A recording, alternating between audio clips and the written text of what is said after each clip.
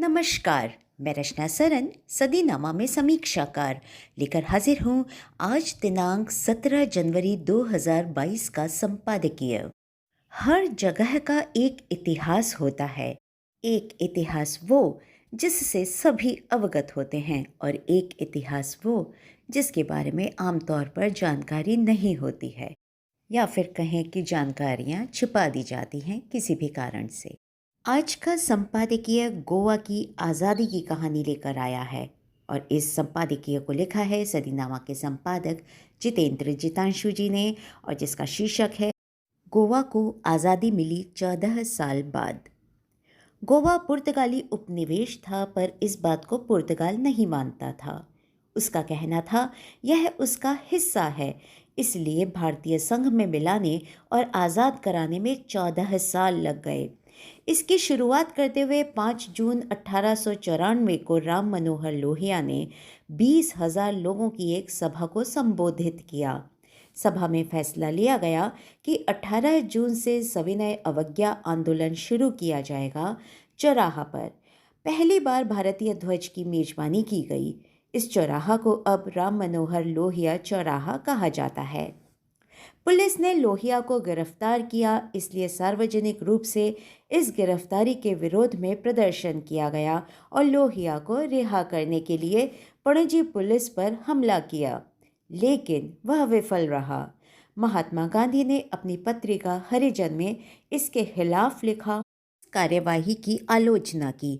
किसी भी तनाव से बचने के लिए पुर्तगालियों ने लोहिया को गोवा से बाहर भेज दिया और 5 साल के लिए गोवा में उनके प्रवेश पर प्रतिबंध लगा दिया गया।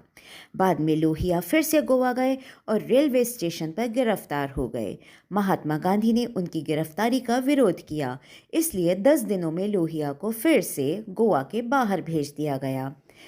इस बार भी लोहिया का समर्थन करने के लिए केवल महात्मा गांधी ही थे। गोवा के लोगों ने शेष भारत से सबक लिया और क्रांतिकारी गतिविधियों की शुरुआत की। आज़ाद गोमांतक दल नामक एक क्रांतिकारी दल का गठन किया गया। उन्होंने गोवा के स्वतंत्रता संग्राम को आगे बढ़ाया, लेकिन पुर्तगालियों ने उनमें से कई को कैद कर लिया और कुछ क्रांतिकारियों को अफ्रीका देश अंगोला की जेल में भेज दिया। 1955 में पुर्तगालियों से गोवा की स्वतंत्रता के लिए 3,000 से अधिक लोगों ने सत्याग्रह शुरू किया। पुर्तगालियों ने इस आंदोलन को दबाने के लिए कड़ी कार्रवाई और हिंसा की। 1 सितंबर 1955 को भारत सरकार ने गोवा के साथ सभी राजनयिक संबंध समाप्त कर दिए और भारतीय सेनाओं ने गोवा, दमन और दीव के बीच नाकाबंदी कर दी। लेकिन उन्होंने नीदरलैंड से आलू, पुर्तगाल से शराब, पाकिस्तान से चावल और सब्जियां और श्रीलंका से चाय का आयात करना शुरू कर दिया। नवंबर 1961 में पुर्तगाली बलों ने कुछ गोवा के मछुआरों पर गोलीबारी की। उसके बाद भारतीय रक्षा मंत्री कृष्ण मेनन और पीएम नेहरू ने आपातकालीन बैठक की और भारतीय सेनाओं, नौसेना और वायुसेना ने 17 दिसंबर 1961 को गोवा पर एक संयुक्त हमला किया, जिसका नाम ऑपरेशन विजय था। कोरा नामक ऐप पर हिंदी में पढ़ा जा सकता है इसके बारे में। पुर्तगालियों ने पुलों को नष्ट करके भारतीय सेनाओं को रोकने की कोशिश की, लेकिन फिर भी 2 दिनों के भीतर पुर्तगाली गवर्नर ने आत्मसमर्पण कर दिया और गोवा भारतीय संघ का हिस्सा बन गया। आमीन। जितेंद्र जितांशु। तो दोस्तों, ये था आज का संपादकीय।